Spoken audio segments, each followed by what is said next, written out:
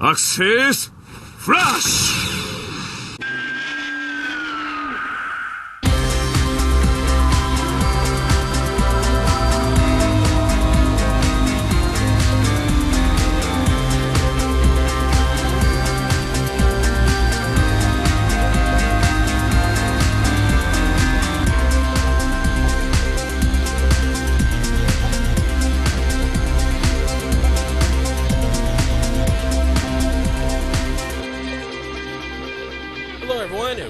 Another edition of the Kaiju Kingdom podcast. We are your hosts, Jessica, and I am Chris Eaton. Jessica, it's a brand new year. 2015 yes, is it is. It is awesome. Sorry that it's about a month into the year already, and we are just now getting to you. But it's been a busy couple of weeks. Between Jessica had some personal things going on, and I was hammered with work. So not only that, but I have like 19 other podcasts I do over on the Realmcast site, so it's just like, oh, there's not enough time in the world to do any of this. But now here we are. So, Jessica, how you doing? I'm doing good. I was gonna say I'm looking forward to Chinese New Year. Mm-hmm. I mean, I don't know if you're looking forward to Chinese New Year. It's the greatest drinking day for every white guy in the world. I mean, come on. Yeah. But it's Chinese New Year, and I know it's the year of the sheep or the ram or the goat or whatever. Oh, my God. I sound like the worst Asian out there. But it is supposed to be the sheep or the ram. Mm-hmm. And, however, I celebrate Chinese New Year with a fervor, which actually sounded terrible because I just butchered the animal that this year represented. But, in the spirit of Kaiju, I was going to wear, like, a Godzilla onesie and just pretend I was a Chinese dragon out into the Chinese New Year parade and just celebrate in that fashion. There will be no cultural shaming of that, though. Like, wrong year. Come on. It's, some sort of lamb, okay? Just get on the boat with it. But, no, I mean, I don't know. When is the Year of the Dragon? Did that already pass? Yes, I think it already passed. Yeah, it was Golden Dragon, too, or something. It was something amazing. Because it's 60-year cycle, so every 60 year, a different year becomes the golden one. Oh, okay. So it's like, you have regular animals, because I was born in the, many of us are born in the Year of the Rat. Mm-hmm. But then every once in a while, there's the Year of the Golden Rat. Oh. So, which actually makes it more special. But I actually wanted to point out that it doesn't matter what zodiac animal you have that year. Mm-hmm. There's always some sort of dragon in the Chinese New Year parade. My Godzilla onesie won't be too far-fetched because, Chinese is also known in their mythology for their dragons. So you might see some sheep and ram this year and a dragon. And then the year that's an actual dragon, you can get like a double dragon. Not like the 80s game and movie. Not like and Billy cartoons, and Jimmy Lee but beating a double dragon. No, but I think it's mandatory that there has to be some sort of dragon at any sort of like Chinese, celebration, isn't it? Yes, it is that and some sort of lion dog. Mm-hmm. You've seen them in front of, like, people's homes. They're kind of like statues. So there's a lion dog. But it's mostly, every once in a while there's a phoenix.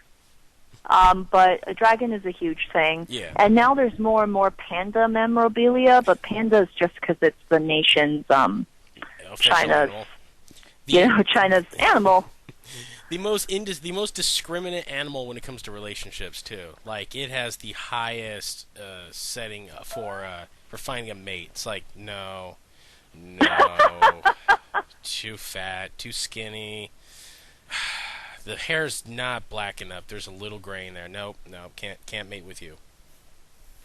Oh my gosh, yeah, they're gonna die out. I'm so scared. I remember being younger and being like, "Oh no, they're gonna die out, Mom." And Mom is like, "Oh, they may be, slower to reproduce, but hopefully they won't die out." Yeah, hopefully not. If not, we can always clone them. I love Jurassic Park. Which, by the way, Jessica, I know it's not exactly kaiju, but it's within the realm. Did you see the Lost World preview while we were gone? Oh, yes, the Jurassic World one. Yeah, I'm sorry, Lost World. No, it's okay. We were watching. watching the Super Bowl and watching the various commercials that came with it. And I did see Jurassic World, in which I like froze in like mid chip dip. I just like didn't move until it was done. I love Chris Pratt. Who doesn't? I love dinosaurs. I don't know if I can accept Chris Pratt in Jurassic World until I think after I've seen it. Well, you know this is his dream, right? Like he's a Jurassic Park baby. Like that was his goal. Like there's videos out there of him like early on in his career pretending that he got a call from Spielberg to be in the next Jurassic Park film. Yes, yeah. I remember watching that, yeah. So, and I really hope that the rumors are true that he is actually a grown-up Tim, because that would just be perfect. Yes, that actually would be perfect. That would be perfect. I think my thing with him is he's known to have a comedic voice, so it's hard for me to see him in something a little bit more serious. Kind of like when Jim Carrey came out with, what's it, Man on the Moon or something? Oh, people were like, can the comedic actors do something like that? Or Adam Sandler in Punch Drunk Love. Yes. So, Punch Drunk Love, excuse me, not Punk.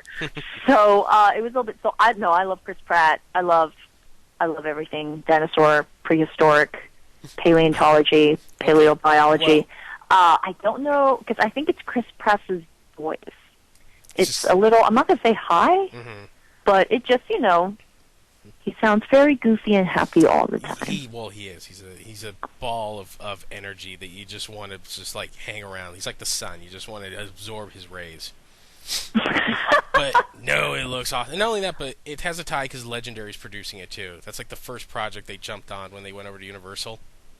So they're just like, hey, you're doing this Jurassic Park movie? It's like, yeah, hey, we knew a little thing about this, so let us get in on that. So, yeah, I can't wait. The new, like, I know people were complaining about the new Super Dinosaur. I'm fine with it. I love the fact that they kind of gave away, they gave you the basic plot. Like, it's super smart, and it's out, like, hunting, like, everyone. Like, it's literally got, like, a rifle. It's picking off people, like, at the park and just causing chaos. So the fact that Chris Pratt has to go out there and stop it with his gang of raptors just has my mind exploding right now. If at one point he gets on top of the T-Rex and rides it, I'm just gonna lose my mind.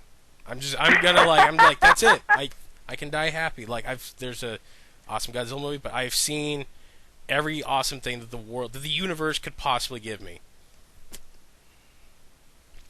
So yeah, I can't wait. June, I want June to be here already. Like, I'm excited for Avengers, but Jurassic World, I can't wait. Oh, it's so good. Did you ever see Colin Trevor? I butcher his name. Trevor Wows. I don't know how to. I can't say his name properly. Did you ever see Safety Not Guaranteed? It's got Aubrey Plaza. Yes. And Mark she Duplass. is April Ludgate from Parks and Rec. Yeah, I did. Safety Not. It's cute. It was not what I expected, but in a good way. Yes, it's an adorable movie. Go check it out, because that's the guy that's making the new Jurassic World film. On that note, there was a lot of stuff. You were not here when Koichi Kawakita died. I was not. I was sadly busy at the moment, but you let me know immediately, and I flipped. Yeah. So yeah, thankfully Mark stepped in to kind of help with that episode. So if you're listening, Mark, thanks a lot. I'm officially naming him he's the fifth Beatle of this podcast now. yes, he is. So yeah, that sad times. It was a crazy holiday week, holiday season in general. But now we're in 2015. We're 1 year closer to. Let's see, what do we got coming on now? Oh, we got next year. We got a brand new Japanese Godzilla movie, and then after that, it's Pacific Rim the animated series, and then after that, it's Pacific Rim 2, and then after that, it's Godzilla 2. There's too much. I don't know. There's too much time. I don't know how we're gonna do all that. I don't know how we're gonna contain it all. I had the opportunity to follow up with that to get the Japanese import for the Godzilla video game. But if Chris Eaton remembers, you were there, I was inboxing you about it. Yes. And you and I like to call it stalking. I think you were just looking. But we went on Matt Frank's page, he is lovely, the artist for Godzilla over at IDW, because I believe he was gifted one by a dear friend of his, and he played it, and I was in a bit, because the thing is, I did not know if my heart could wait until later of this year. But I think ultimately the decision was because I didn't understand. I don't speak or read or write or understand Japanese. So I didn't think it was. When I get it, I want it not as a collector's but to play, and it would only confuse me. Yes. And I understand that, gameplay is roughly the same. However, as we all know, we prefer things in the language that we are most familiar with. So after talking to you about it, I remember I was like, I think I'm just going to wait. Yeah. I think I'm just going to wait till the American version comes out, play it, and then maybe get the other one as a collector's. I don't know. Which, by the way, if I have the money. Yeah. But I think I should go English first. Yeah, you definitely should. I do think that there's going to be like an added bonus something. I know from reading up on it that there's a few glitches that have been fixed or are being fixed for the American release, from what I've been reading. And there might be some like bonus content out there too. And I know a lot of people are bemoaning the fact it's on Xbox One, but for those who are, suck it. I'm a PlayStation guy all the way through, so. Namco just released a new trailer too. You can check that out in the show notes if you want to see it, because me describing it would not do it any justice at all. Oh yeah, God no, it's so amazing. I was freaking out. I was screaming like, "It's Mothra! It's Comic Breath!" I'm freaking out. My friends were like, "Just go ahead and get it if you're able to at the moment to get it." I was like, "Yeah, but then I'm not going to read it. I don't know what's happening. I'm just going to guess a story." Like, I prided myself in collecting American comics reprinted internationally. So I have like Flash Rebirth by Jeff Johns in Japanese, and then another one in German, only for my joy to be realized when I was like, wait a minute, I can't read it. So I'm just like, but the thing is, obviously we've read the English version, we've read it in the original format, so I'm just like collecting, just having these things in languages that I can't read in or understand or speak, and I was like, I don't think I'll do that with the video game. I think I will wait. Yeah, I got a ton of Guyver mangas just sitting collecting dust on my shelf because there hasn't been a proper release of it in like 15 years now. I actually going on almost 20. So like I buy the imports and then I go online and pray that there's someone still like translating this thing on there. So it's like, oh my god, this is so awesome. I have no idea what's going on. Like, yeah, I could learn Japanese, but I'm an idiot. So. So, but anyway, so that's going on. God, what else is going on? What since we've been gone? We're kind of playing this episode a little loose. It's we have 2 big shows coming up. I can't really mention them at this thing. You'll know when we put them up. They're going to be super awesome, but not wanting to jinx anything. I'm not going to mention them at this second. But you'll know the first one probably by about next Friday, and then the second one maybe like a week or 2 after that. But in the meantime, we're just kind of playing a little fast. So I wanted to get something up this week, and just kind of catch up. Like it's a nice. This is an after dark. We're all sipping tea right now and enjoying like our sultry voices.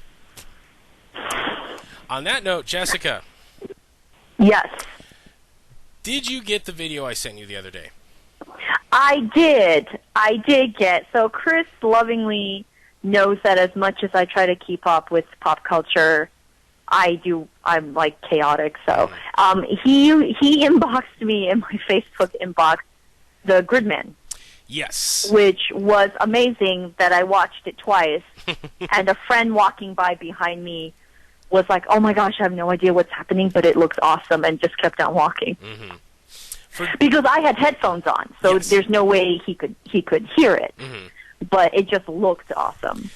But I was like, yes. I was very excited. I was like, thank you for inboxing that. For those who don't know, Jessica, what is Gridman? It is, for those who enjoy everything kind of, I want to describe it. Those who like Robotech, Gundam, all of those things, this is in the similar realm.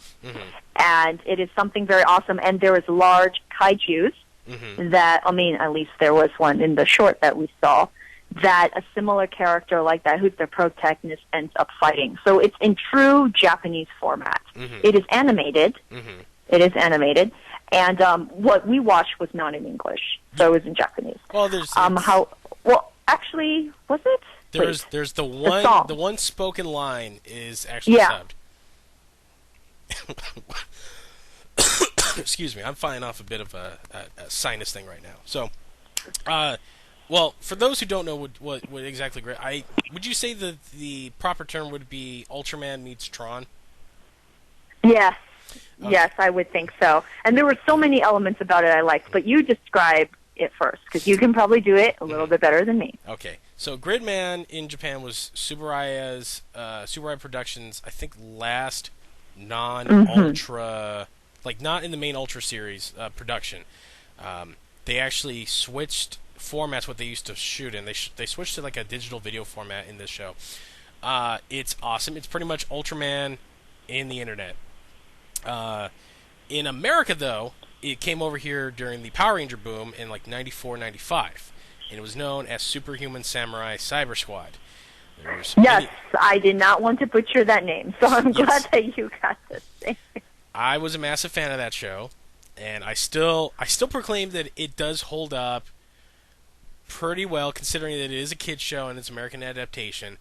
Going back and watching a lot of the Japanese shows compared to the Japanese episodes compared to the American ones, not as butchered in terms of the repurposing the footage as say the first couple of seasons of Power Rangers were. They kind of kept the same basic concept. They kept a lot of the actual tropes. I mean, there's the characters obviously it's American actors, and it was most famously known for the Middle Lawrence brother as one of his vehicles. Those who don't know, there was Joey Lawrence, Matthew Lawrence, and I forgot the little kid's brother, or the youngest brother of the two. But they were kind of like the it thing from like 1994 to 1996. And Matthew, this was his big kind of breakout, and then he would go on to play, I think it was, I'm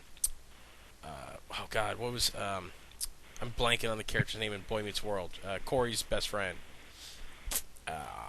Jeez. But anyway, yeah, he showed up in the later seasons of that. But anyway, back to Superhuman Samurai Syber-Squad. Had a catchy theme. They had Tim Curry voice the main bad guy, Kilo Khan. And essentially, Matthew Lawrence's character would go into the computer world. Like literally, he was physically going into computers, and he would turn into a Ultraman type character. Now he would fight these monsters, which were essentially computer viruses, and when things got tough, he had backup, this is where it deviated from the Ultra series immensely, and where I fell in love with it. So there were two backup vehicle teams that would come in with him, and in the I think the Japanese show, his friends did not ride. I think they piloted them from outside the computer, but in the show they would go into the computer and help Servo fight all these monsters. There was the assault team, which made Xenon, a giant robot, and he would turn into armor for Servo, and he would become what was the name? There was Formo, which I think was Synchro. It was Synchro. That was what the armored version of Servo would be. And he had giant drill, shoulder pads, and it was awesome. And then, if they couldn't even get any better, there was an assault plane that turned into a massive mechanical T-Rex. His name was Drago, and he was awesome, but bulky as crap. So when you see him fight, he was flinging his little mechanical T-Rex arms left and right, kind of just clawing at the monsters, and then shoot like a massive thing of flames. He would turn into armor for Servo and become Formo, and that was like his ultimate power-up, because the T-Rex head would become a massive cannon, and it was 1,000,000 degrees of awesome. So they were also possibly the greatest toy line I have ever had the joy of playing with as a child. So even more so than many of the Power Rangers. So yeah, so there's this animation. Best way to put it. Hideki Anno, the creator of Neon Genesis Evangelion, has got a new animation studio, and he's doing this online series called Japan Animators Festival. And what it is he's having various animators from different studios come in, and pretty much it's like, here's, you got 7 minutes, make whatever you want, show off your talents. So they've been running, I think, for like 12 weeks now, and each week there's something new, and they give you a preview. So this was like week 8 or week 9, and they pretty much announced, like, hey, we're going to do a Gridman short.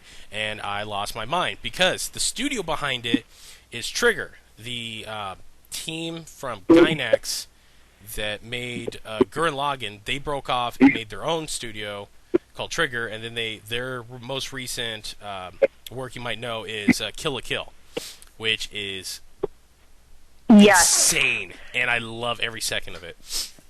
I love, if you can do insanity right, I am sold completely. So pretty much the team behind Kill la Kill obviously were fans of this, and what they did was they animated just every attack mode of all the vehicles in the show, and pretty much it's just a montage of fighting. It's 5.5 minutes of glory, and I've watched it stupidly. And the beauty was, now here's the thing. So as you mentioned, it starts off with like 2 ghostly kaijus like attacking a city, and you see this dude with glasses. He shows up and stands in front of like just a monolith of computer monitors, and then he watches pretty much what is Gridman, aka Servo, fight various villains and just use all of his attacks, and they show Xenon and Drago, and it's just amazing. So when that, and it's playing the ending theme song over the montage of the show, the Japanese show. So then it gets quiet, and then the guy with the glasses, he has a little device that attaches to his arm. And if you watch the show, you know that's the device that in the American version and the Japanese version, the boy character, which would be Matthew Lawrence, would hit, and it would send him into the computer, and he turned into Gridman. So what he does, he opens it up, pretty much does his change, and then the theme song to the show plays, and it's just a mountain of epic lands. And what they show is something that was you're going into super depths of nerdom at this point, because here's the thing: the character that you were looking at was the unwilling bad guy of the show. He would create the monsters that the Kilocon character would turn into viruses. At the end, he realizes the error of his ways. He joins up with the Gridman crew and helps them defeat the Kilocon character. Now, after that, Subaraya, when the show ended, was like, we're going to do a sequel, and we're going to call it Gridman Sigma. And it was going to take place in the real world and not in the computer world. And the character that in the American show was named Malcolm. He would be the good guy, and he would turn into a version of Gridman named Gridman Sigma, kind of like his brother. And they would pretty much do a full Ultraman thing. It never got made, because they abandoned it after, think some press material got out, and then it never got made, and they moved on to, I think, doing Ultraman Tika after that. So, what the animators did, and their super geekdom, was give the actual first moving images of Gridman Sigma, blasting awesome music to it, and I was just like, I was on the ground, like, laughing, like I'd just been hopped up on like laughing gas, just like like that, like I was making dolphin noises. Oh my god, that did sound like a porpoise. Yes, it was like 2 a.m. when I watched this thing, because it was released in the morning in Japan. So someone posted it whereas I was getting ready to go to bed, and I watched till my eyes bled. I love this. The animation is beautiful. The fights are awesome, and just the ending just gets you so pumped. You just want to go out and just start lifting weights for some reason. Yes, and for those who didn't get to see it, go online and see it. I guess for those who won't be seeing it but wants to be, I don't know, spoilers? I don't know, cover your ears. But I love the way the person Gridman had his extra armor attached to him. Oh god, that was the greatest thing about because those that toys, was too. Something that was a little bit different. Yes. At least my friend called it a mix between. He was like, it's like Power Rangers meets Iron Man yet Voltron. Yes. So it was like that's how I would also describe it, and that's how we saw it as. Yeah. But it was different. Mm-hmm. It wasn't just a person in a machine. Mm-hmm. Excuse me, a giant robot. Mm-hmm. A person, in a giant robot, or it wasn't quite Iron Man whereas a smaller, person of regular height and parts of it comes to you. It was like a mix of that, plus you had things that kind of came together, and it was like you became larger. It was amazing. It's like it's all of the different ways you think robotic armor should go, including Power Rangers, Sentai, and then you bring that together. Yes, I think there are people actually petitioning Trigger to do like a full-length series of this right now, because people are just like, this is incredible on every single molecular level in the known universe. Please make more. For the love of God, make more. I don't think that's up to them. I think that's up to Subaraya if they ever, they're kind of notorious for not really letting stuff out because they've been burned in the past about loaning out their properties. They're very protective. But I think if people keep hounding them, I pray that Trigger makes a Gridman series. Even if it's just like, you give me 10 episodes, I will be happy. Or at least a full movie. Because it was phenomenal. And I had these toys as a kid. I had the Xenon and I had the Servo, the big Servo. They were put out by Playmates. I don't even think they were imports like Bandai did with the Power Ranger toys. I think they were actually properly manufactured. I don't quote me on it, but I'm fairly certain Playmates made them. These things were badass. The Servo figure articulated, and he was made out of like a sturdy plastic, and he had like 34 points of articulation. That doesn't sound like a lot, but for that kind of figure, it was. The Xenon figure, which was pretty much like a Zord that you put together, it had mobility, which was unheard of for that stuff. Like if you have like a like the old Megazords from back then, like even the new Megazords now are junk. Like the ones Bandai makes are garbage. There are very few that, like the older ones are pretty cool, but even then they were like, the articulation sucks. These had articulation, they had movement, they were great, and then when you put them into the armor mode, it just made them even better. And I have yearned, like I've told myself, like, one year I'm going to take my tax return, I'm going to go find these things online, I'm going to reacquire them, because that was one of my greatest regrets in life is not taking care of a lot of my more Japanese stuff as a child, because I was an idiot. And looking back now, because I of course I went on eBay and I looked up, and there's one dude that sells the entire like large scale series, and he wants $1,200 for it. I'm like, yeah, good God. Yeah, I don't have that. And you know what? The thing was, people were bidding on it too. Like, they were quality toys, and that was the key. Like, even do you remember the Australian Ultraman show from the Hell 90s? Yeah. Yes, Ultraman Towards the Future, which that's going to have to be an episode, because they're all on Hulu, I found out. Yes, there's a lot of amazing things on Hulu. Yes, and I saw that. I'm like, oh, I know what I'm doing this weekend. I'm revisiting my 6-year-old Sunday mornings. Yeah, those Ultraman figures, which I think Galoo put out, were okay. They weren't great, but they were okay. The problem was Ultraman just had like his arms and legs could move, like he could karate chop and stuff like that. But the problem was his paint chipped like nothing else. But the monsters were actually sculpted pretty cool, and they were like lightweight plastic. So I have a Garukadon still, and he holds up pretty well. But they were, yeah, the freaking Superhuman Samurai figures blew all that stuff away. And that has been Chris ranting and raving about his lost childhood.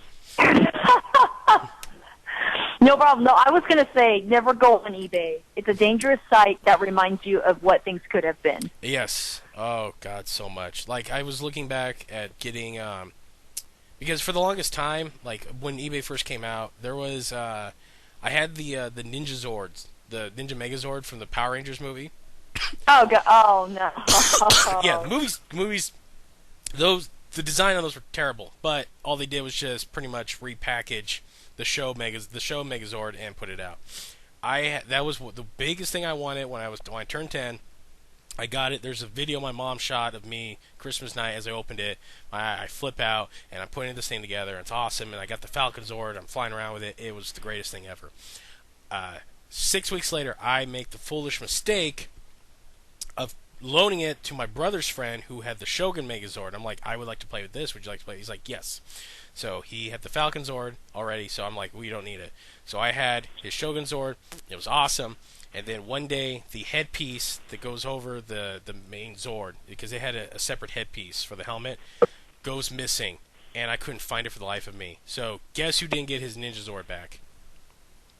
Oh, no. So it haunted me for years. Haunted me. So when eBay first came out, or at least when I started getting on it, like around 2001, 2002, I was working. I was just like, let me see how much this is going. And people were like, wanted like $60 for the thing. I'm just like, I'm not willing to pay that right now. Luckily, around 2005, 2006, I was at a collectible store down the street from Disneyland, and I was in there perusing, looking to burn money because I was a foolish spender back then, still kind of am, and I was just like, there's nothing catching my attention. As I'm walking out, in front of the register, there was a box of like they kind of like how the used DVD stores like, hey, new trade-ins this week, and lo and behold, there's a box. It's the Ninja Zord box, but it's not the movie box. It's the TV show version. And I stop. I'm like, wait a minute. And I pick it up, and it sounds like broken glass inside. I'm like, huh.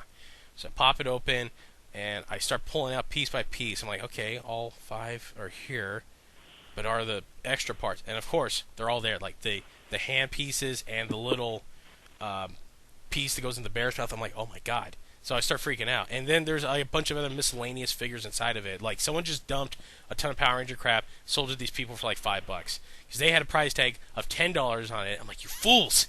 You have no idea what you have in your hand. So I made sure it was intact. I quelled I did the poker giveaway where my eyes lit up once I figured out it was all there. I gently put it down, looked at the price tag. It was $10.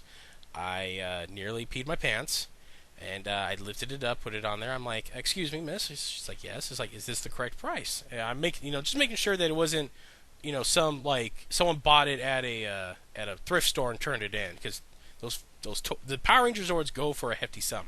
She's like, no, that's our tag, $10. Here's $10. Thank you very much. And I run screaming like a maniac out the door into my car, just going, no, my God! And so I take it home, put it together, and nearly 12 years later, I have my beloved Ninja Megazord again. To the point it made me dig out my Falcon Zord, and in turns, I guess my brother's friend had brought over a Dragon Zord, the Green Ranger one, which I never owned as a kid, and somehow it ends up in my house. And I find I have this thing, and it was just a win all over. And I just, I jumped, high-fived the air. My brother comes in and is like, "Are you playing with Power Ranger stuff?" I'm like, "Yes, I got this back." He's like, "All right, I'm gonna go get Cindy. Do you want to come with?" I'm like, "No, I'm gonna be in here playing with my toys." Smart man. Mm-hmm. Hey, man, you know your priorities. I do know my priorities. That's why I bought 2 Godzilla figures this week, even though my hours have been slashed. I had to pick up I purchased the Bandai creation, the little vinyl Godzilla from the new movie. Yes. And because he's such a better sculpt than the actual Bandai Japan one that came out. Actually, when I met Matt Frank at Power Morphicon, someone had given him an early release of it, and he popped it out, and I'm just like, wait, what? He's like, I know, isn't it awesome? I'm like, it's so awesome, it's totally awesome. Like, we're just like geeking out over it like a bunch of little kids for like 20 minutes. I'm just like, look, it's just so much better. He's like, I know, I can't believe it. So that sits proudly on my computer right now, and then I purchased Nika's. I finally found a Nika 85 Godzilla, which I love. I posted some pictures up on our Facebook page. So that's been Chris wasting his cash. So yeah, so yeah, Jessica. That now that you've sat there and listened to that, you got anything going on? I am wondering, as you were speaking about eBay, when the Stife Godzilla, how high will its price ever go? Did they release that? I didn't keep on following up on it because of the price. Mm-hmm. Not because I don't care for you guys. It was because I also had to budget. So I was like, it's one of those, like, screenshot put into a folder, one day if I have money I could get it. Oh. But then now that I'm thinking about eBay, I'm thinking about how much do you think that could go in its maximum? Because it is a lot of money for something that is greatly crafted, but you cannot cuddle with, because it's, for those who've never held like a stuffed animal, for the really premier ones, they're a little bit, they're harder in the inside. a little bit more stiff, and they are the type of stuffed animals where the arms and legs can move in a joint-like ball and socket fashion. So it's opposed to a teddy bear. So yeah, I mean, I don't know. I'm hoping it won't go to like $1,500 or something. It's not that high. I'm looking right now at the sold ones. As of there was one that sold on the 31st. You want to take a ballpark guess what it sold at? Oh, geez. $1,000? No, not that bad. Not that bad. Go low. Go quite lower. Go quite lower. 600. Exact. Bam! Wow, right on the dot. $599. Oh, dang! Yeah. The one before that, same seller, one for $549. There's one that went here for $669. That was right after Christmas.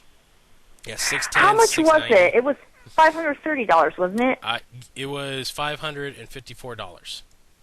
Yeah, $554.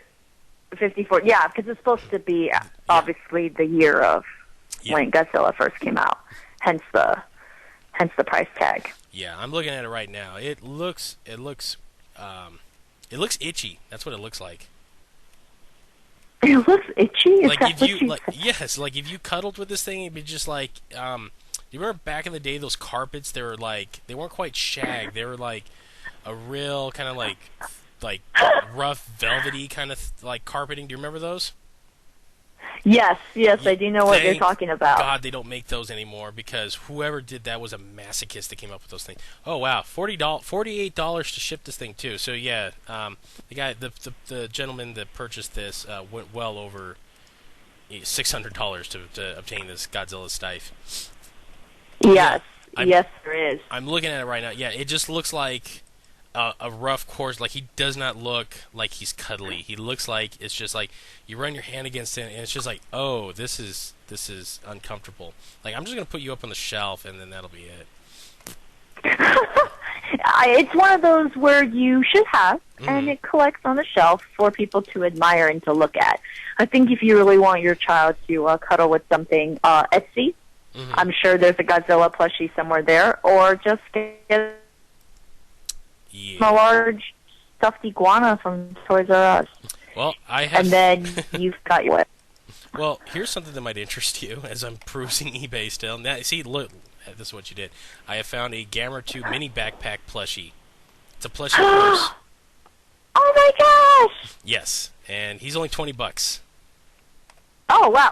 Is he coming in from Japan, where shipping is like $30? No, he's coming from Emeryville, up north in California.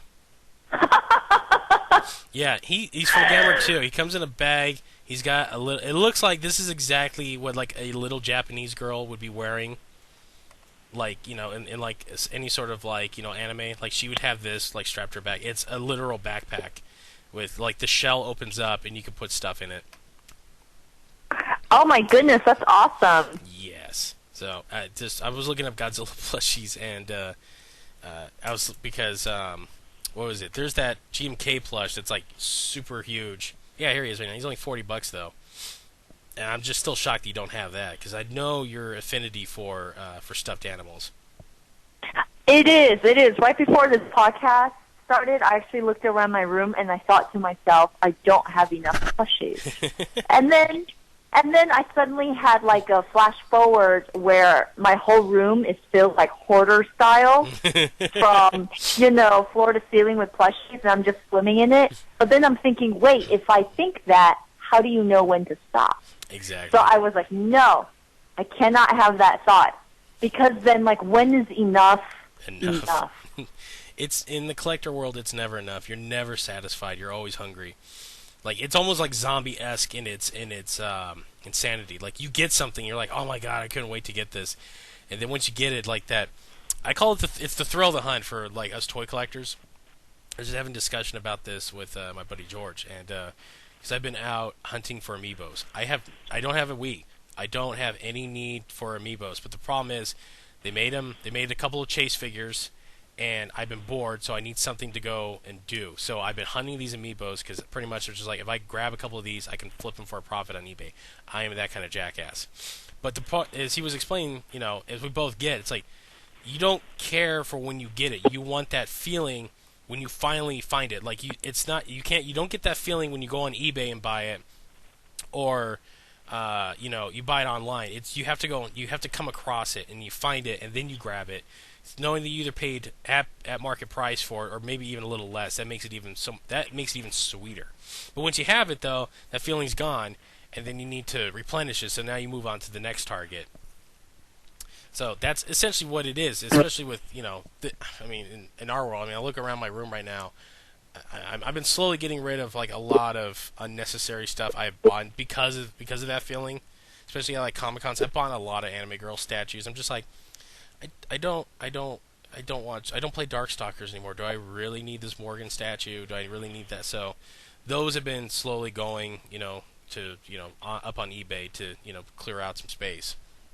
But there are other things though, like my I look at my Reveltech Black Gator Robo. That was one of my greatest accomplishments. I found that at BotCon last year in San Diego.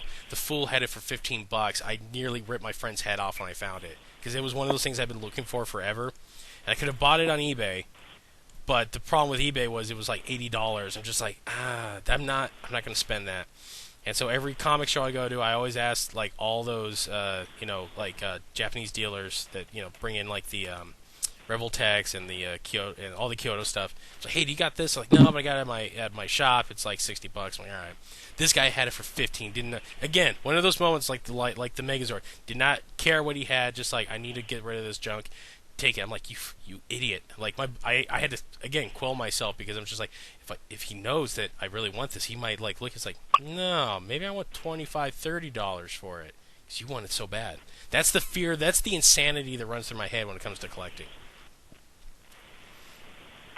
No, I completely understand. what you mean. Mm-hmm. Which, by the way, do you have the Beanie Baby Godzilla series? I sure do. Ah, shocking. Hold on a second. The room's spinning. Okay, I'm sitting down. Wow. So that's been our talk about Beanie Baby. Oh, hey, there's a Banpresto Tiny Gamera from '92. He's a little plushie. This reeks of Jessica all over it. Yes, it is. And actually, I do have one golden. For those, if you go to Google Images and you type in Gamera plush, there is like couple photos down. You'll see it. It's a large brown plush Gamera looking like he's erupting from an egg. Found it right here. And in the background is half of a soft serve prop, and on the bottom is black and white checkered floor tiles, and it's actually on my friend's website, which is armandsrancho.blogspot.com. His name is Armand Venker. Venker. I'm so sorry I butchered your last name, dude. He's an awesome guy. He's actually been on our podcast before. He was our guest on our podcast. And Armand, apparently, it's on his site. I am looking for that plush. I believe I may have asked him about it. I may or may not. I apologize if my memory serves me incorrect. But I believe it was something made for the promotion of the movie, for the premiere. So it's one of those super rare things to get. Yeah, but I really want it. Pardon me. Of course you do. He's busting out. It's the Toto Gamera from Gamera the Brave. Which, God, that movie's almost 10 years old now. Wow. Which, by the way, have you ever seen that thing on Facebook, that meme that goes around where people are... It's a story that says, "You won't believe the size of this turtle they drudged out of the Japanese Sea."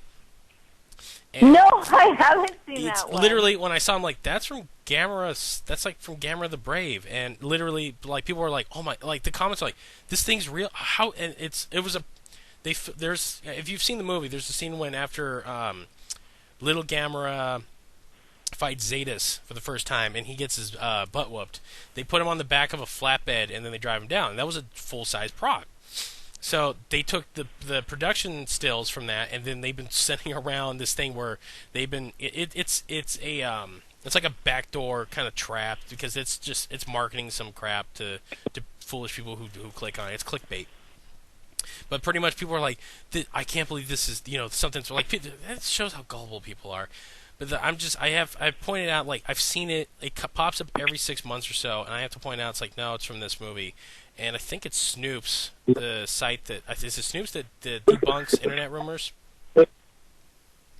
I think it's them. I think they posted something on there too that's like, no, this is from a Japanese, film. Do not believe that there's a turtle this large and tusked out there. It's not. It doesn't exist. So, but yeah. No, he's soft and I plushy. think one of the largest turtles, or at least the land mass, is the Galapagos. Yes. And, a few others. So, no, there is not a giant flying turtle with us, as much as little Jessie wanted at the age of 3 and 4. The largest one, sadly, is nowhere near that size.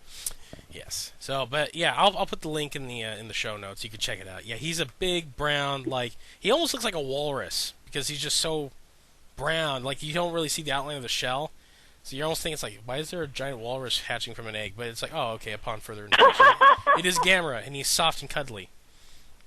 He looks like he's pretty big, too, because he's sitting next to a bunch of child seats for theater. So it looks like he stands like 3 or 4 foot. So you just know that there's some executive's kid that has this sitting in his room right now from like 10 years ago. He doesn't care for it anymore. He's just like, yeah, my dog chews on it every once in a while, and, it just sits here. My dad got it, from his job. That sucks. It hurts my heart just to hear that the person's dog is chewing on it. Mm-hmm. Nothing against the dog. It's not the dog's fault. No. The dog doesn't know. It's an owner issue. However, if it was in good enough condition, dear person out there, I will find you, and I will find some way to get it from you. So, all right. Well, in other notes, real quick, if you like the Gridman short, the Japan Animation Expo also released a second kaiju-related short called Power Plant 33, which is really awesome. It's a CG short. It's a mixture of CG and cell animation. And pretty much it's about a small town that garners all their power from a sleeping kaiju in the middle of town. Like, they have just wires hooked into this thing, and it's napping, and then every once in a while it shakes, and electricity bolts out of it, and they sap the electricity from it to power the town. And then literally out of nowhere, a giant robot shows up to fight it. It is pretty amazing. I'll put that in the show notes too, so you should check that out. Oh god, I had a couple other things here. I think that's if you're watching at this time too, or if you're listening, the same site has put out a new Evangelion. If you're into that, it's kind of related. A new Evangelion short, which is amazing. I can't put in any other words just how glorious this short is. If you like Eva, you just like giants in general, like going nuts. Watch this thing. I'm at a loss for words. I have no other way to describe it other than it's a work of art. So, yeah, I think that's it. I think, this was kind of a pretty... We just wanted to get something up for this week. We do have a lot of awesome stuff coming up, though. Do we not, Jessica? Yes, we do. So, we got 2 things pretty much confirmed. You'll know next week when they go up. Believe me, we have... and it's in form of a couple of guests, too. So, the first one, you're definitely going to want to tune into because I'm going to pick this poor man's brain apart. Just, that's how awesome he is. And, yes. So, on that note, Jessica, where can the good people find more of our work? Yes, you can actually find us over at Facebook.com. We are the Kaiju Kingdom Podcast. We are also on the Tumblr at the same name. And also the same name, the Kaiju Kingdom Podcast at gmail.com. But also on Twitter, due to limit of username characters, we are just the Kaiju Kingdom. No podcast. However, we look forward to any form of communication you have with us. And I also believe there's a lovely young lady out there, a shout-out from Chris. I think you're going to send her. She's never won anything before. Yes, but she was one of the recipients of the Wolfman vs. Godzilla poster contest we ran last month. Unfortunately, she informed me that her poster came pretty messed up, and it broke my heart. And I'm just like, that. Just, you don't have to say another word. I will send you a new one. So, to Jessica Azzini, Azinnari. I'm pretty sure I just butchered that name. Azzinnari. Your poster's on the way. I hope you enjoy it. Hopefully it shows up unscathed as well, too. I'm packing it as well as I humanly can. So, on that note, also, yes, I think I'm going to have another contest coming up at the end of next month, depending on a couple of things. So, stay tuned for that. For everyone else who did enter our last contest, thank you for entering. Just, I'm putting these up every couple of months. Just keep entering, and you never know. You might win something cool. On that side note too, again, we are on iTunes and we are on Stitcher as well. So for those who do not like right-clicking and downloading, you can go to iTunes and look up the Kaiju Kingdom podcast. Jessica, would we appreciate some feedback on that? Yes, we would love your feedback on iTunes. Mm-hmm. And so far from what I've last read, they've all been very nice and very sweet. So thank you very much. Yes. So any feedback would be greatly appreciated. Also, I have begun the process of putting up a lot of our older shows onto YouTube as well. So if you're ever just bored and I'm kind of making those a little fun. So I put up Mark's first episode where he discusses his odyssey of finding Wolfman vs. Godzilla. You can check that out on our YouTube page. Just look up the Kaiju Kingdom podcast. That's up on YouTube. So more will be coming. I got a couple other things I'm working on for that too. So another place to just tune into. And Jessica, where can the good people find more of your work? You can find me. Actually, you can friend me on Facebook. So, unfortunately, they made me change my wonderful last name. So, it's actually, you can find me as Jessica Tseng, Tseang. Currently, as we're speaking right now, I believe it's me in a Batman hoodie with a delicious large cheesecake in front of me that I'm eating. Mm-hmm. And you can friend me. If it changes, we'll put in the show notes. I don't think I'll be changing that profile picture for some time. Mm-hmm. You can Facebook friend me. Feel free to inbox me. Let me know that you've heard it from here, so you are a lovely future friend as opposed to some rando that just found me somewhere in another place. I don't know. I would love to get to know new friends. And also you can find me as girlongeek.com and thecomicbookgirl.com. And from there, it goes all the way out to all my different social media sites. And there are quite many of them. You can also check out more of my work over at therealmcast.com. I have my Reddit podcast I'm running right now. I've run the Take Two podcast with my good buddy George, where we recap all the news in the week. I also run down The Flash. So if you're watching The Flash and you want to hear my sultry commentary on it, you can check that out. We also have rundowns for The Walking Dead and Arrow as well. I am not on those shows, though. But if you hate my voice but you want to check out something else, go give those shows a quick listen. And you can also check out our Comics Unchained podcast if you like comic books. So, okay. Well, that's our first show of 2015, Jessica.